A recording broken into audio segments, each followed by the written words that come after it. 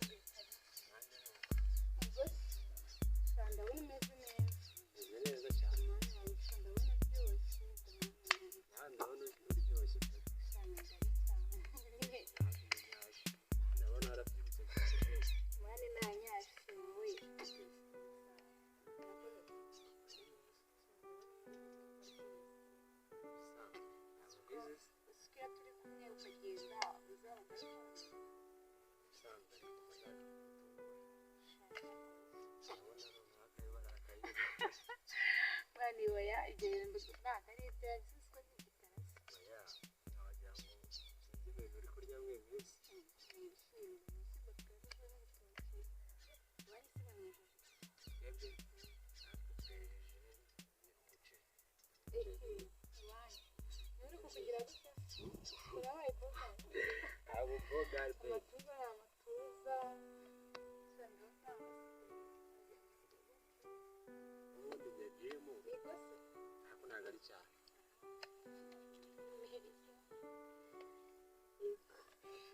hari inshuti nyine mfite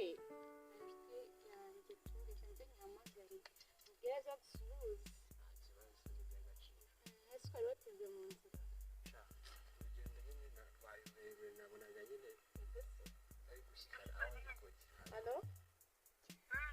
senti bite se waje gusuhuza sheri wanjye ko sheri wanjye yaje mu rugo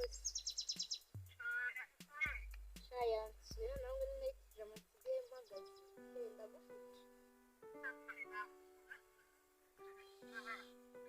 ndagufite pe nuko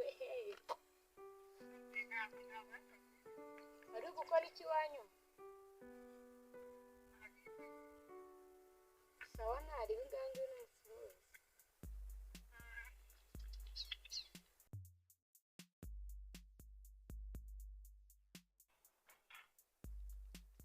Israel karame mabuja